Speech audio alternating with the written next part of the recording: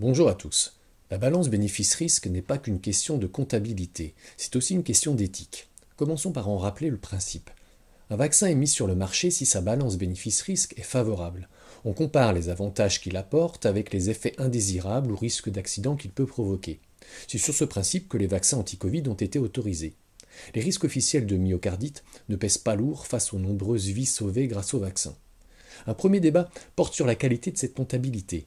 Peut-on faire confiance aux chiffres des laboratoires en premier lieu, aux chiffres des autorités sanitaires sur les risques si l'on ne se vaccine pas, sans parler des chiffres de la pharmacovigilance, cette surveillance des accidents vaccinaux. Je reviendrai sur ce dernier point dans une prochaine vidéo.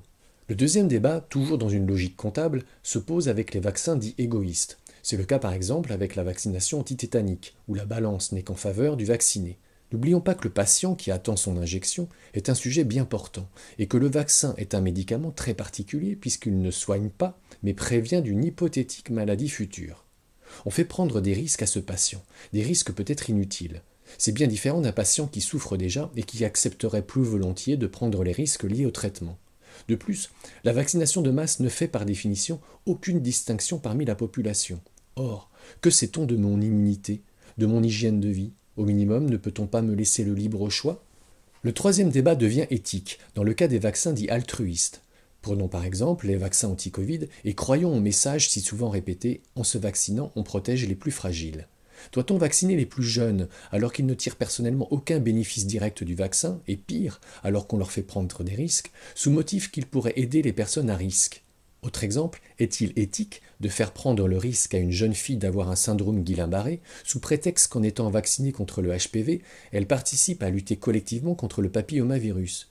Quelle vierge doit-on sacrifier sur l'autel de la vaccination? La société n'a pas à choisir car les accidents vaccinaux sont le résultat d'une malheureuse loterie. Il n'en demeure pas moins qu'il s'agit d'une forme de violation du serment d'Hippocrate.